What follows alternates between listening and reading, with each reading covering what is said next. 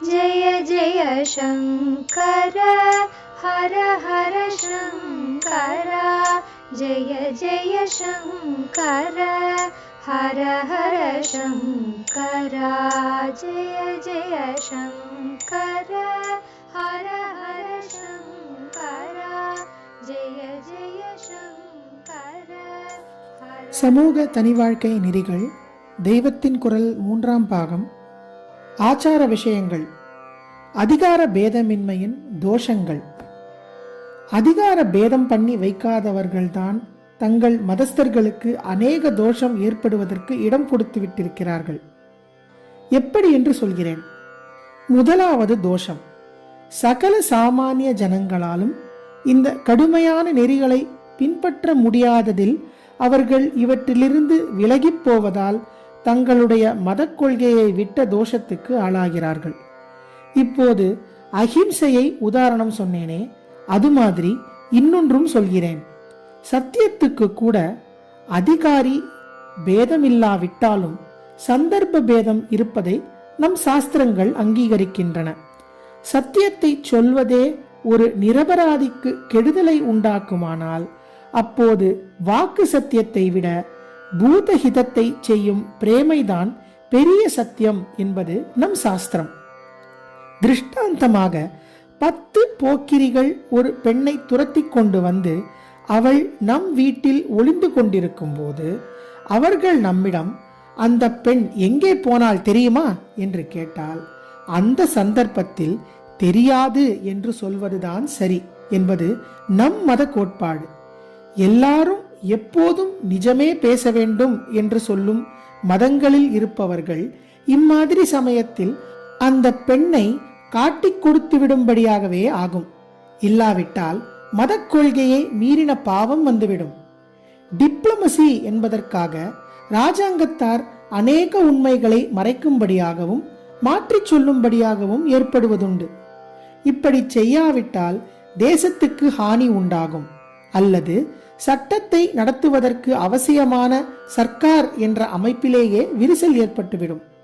காந்தி மாதிரியானவர்கள் இதெல்லாம் கூட தப்பு என்று சொன்னாலும் அப்புறம் நமக்கு சுதந்திரம் வந்த பிற்பாடு சில விஷயங்களிலாவது காந்தியின் சத்தியம் ஒப்புக்கொள்ளாத டிப்ளமசியை அனுசரிக்கும்படித்தான் ஆகியிருக்கிறது. மத புருஷர்களுக்கெல்லாம் மேலேதான் இப்போதும் காந்தியை தூக்கி வைத்து கொண்டாடுகிறார்கள். ஆனால் செய்கிறது அவர் கொள்கைக்கு வேறாய் இருக்கிறது என்னும் போது ஹிப்பாக்ரசி என்ற தோஷம் ஏற்படுகிறது. டிப்ளமசியில் ரொம்பவும் கீழ் லெவல்களுக்கு வார் டைமின் உலக யுத்தத்தின் போது போன அநேக அந்நிய தேச ராஜாங்கங்கள் அவர்களுடைய மதங்கள் சொன்ன சத்திய கொள்கையை மீறியே போயிருக்கின்றன. நம் தேசத்திலோ அர்த்த சாஸ்திரம் என்றுள்ள ராஜநீதியில் முதலிலேயே ராஜதந்திரம் என்பதாக அவசியமான சந்தர்ப்பத்தில் இப்போது சொல்கிற டிப்ளமசியை அனுமதித்திருப்பதால் நம்முடைய ராஜாக்களுக்கு சந்தர்ப்ப நெரிசலில் சத்தியத்தை ஒழிக்க வேண்டியிருந்த போது சாஸ்திர விரோதமாக போகிற தோஷமோ ஹிப்பாக்ரசி தோஷமோ ஏற்படவில்லை.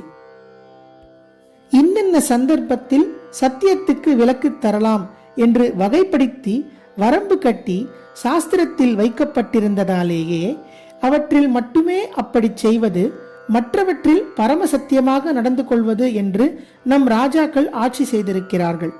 இப்படி விதிவிலக்காக சிலதை சொல்லாமல் விதிவிலக்கே கிடையாது என்று வைத்த தேசங்களிலோ ஏதோ சிலதில் என்றில்லாமல் அநேக விஷயங்களில் சத்திய விரோதமாக போன ராஜாக்களும் ராஜாங்கங்களும் தோன்றுவதும் கிளர்ச்சி புரட்சி என்று ஏற்படுவதுமாய் இருந்திருக்கிறது. ஹிஸ்டரியை பார்த்தால் தெரியும். ஆனால் இந்த அம்சத்தை கவனிக்காமலேயே அர்த்த சாஸ்திரம் பண்ணின சாணக்கியனை கபடி, தந்திரசாலி, அன்ஸ்க்ரூப்லஸ் என்று கூட விமர்சிப்பதை பார்க்கிறோம். லட்சிய நிலையை எல்லோருக்கும் நடைமுறையாக வைப்பதில் இரண்டாவது தோஷம் என்னவென்றால், நாங்கள் மதத்தின் கொள்கைக்கு விரோதமாக பண்ணுகிறோம் என்று இருக்கக்கூடாது என்பதற்காக இப்படி விரோதமாக போகிறவர்கள் மூல கொள்கையையே தங்களுக்கு சாதகமாக திரித்து அர்த்தம் பண்ணுவது. நீங்கள் எப்படி மாம்சம் சாப்பிடலாம் என்று பௌத்தர்களிடம் இந்துக்கள் கேட்டபோது அவர்கள் தங்களுடைய மத கொள்கையையே திரித்து பிராணிக்கு நாங்கள் நேராக ஹானி செய்யக்கூடாது என்பதுதான் எங்களுடைய புத்தர் சொல்லும் அஹிம்சா தர்மம். நாங்கள் ஹானி உண்டாக்காமலே வேறொருவனோ கசாப்பு கடைக்காரன் விற்பதை நாங்கள் சாப்பிடுவதில் அஹிம்சைக்கு தோஷமில்லை என்று சொல்வதுண்டாம். இப்படி பல பேர் சொல்லி ஒரு மதத்தின் மூல கொள்கைக்கு விரோதமாக பண்ணுவதே அதன் கொள்கையாக பிற்பாடு ஆகிவிடுகிறது. அதாவது மதத்தின் ரூபமே திரிந்து போகிறது. இது எல்லாவற்றையும் விட பெரிய தோஷம். இத்தனை தோஷங்களும் நமக்கு வராமல் அதிகாரி பேதம் செய்து தர்மங்களை வித்தியாசப்படுத்தி கொடுத்திருக்கும் நம் மத சாஸ்திரங்கள் நம்மையும் ரட்சித்து உத்தம தர்மங்களையும் தெரியாமல் ரட்சித்து வந்திருக்கின்றன. நாமோ அதிகாரி பேதமே வேண்டாம், எல்லாம் சமம் என்கிறோம். அதோடு நமக்கு பிடித்த இந்த அபேதவாதம்தான் நம் மதத்தின் மூல கொள்கையே. அதில் ஜாதி வித்தியாசமே கிடையாது என்று சொல்லி அதற்கு நல்ல பெயர் உண்டாக்குகிறோம். இதுவும் மூல மதத்துக்கு விரோதமாக போவதோடு நிற்காமல் இந்த போக்குதான் மதத்தின் ஒரிஜினல் ரூபமே என்று திரித்து காட்டும் தோஷத்தில் சேர்ந்ததுதான். எடுத்துச் சொல்வதற்கு எவரும் இல்லை. சொன்னால் புரிந்து கொள்வார்கள். 1000-ல் ஒருவராவது ஒப்புக்கொள்வார்கள். சற்று முன் நான் சொன்ன நல்லார் ஒருவர் உளரேல் கொள்கைப்படி இந்த அளவுக்காவது நான் திருப்திப்படலாம் என்றுதான் இவ்வளவும் சொல்வது. அவனவன் தனக்கான கர்மாவை கண்ணும் கருத்துமாய் பண்ணினாலே உயர்ந்த சித்தியை அடைகிறான்.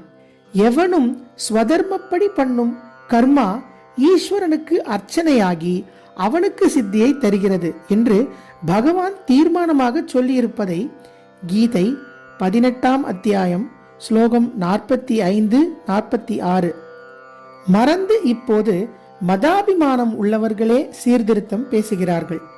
அவரவர் கர்மாவை பொறுத்தே ஆச்சாரம் மாறுவதால் இங்கே கர்மா என்கிற போது அதிலேயே அதை செய்பவனுக்கான ஆச்சாரமும் அடங்கிவிடுகிறது.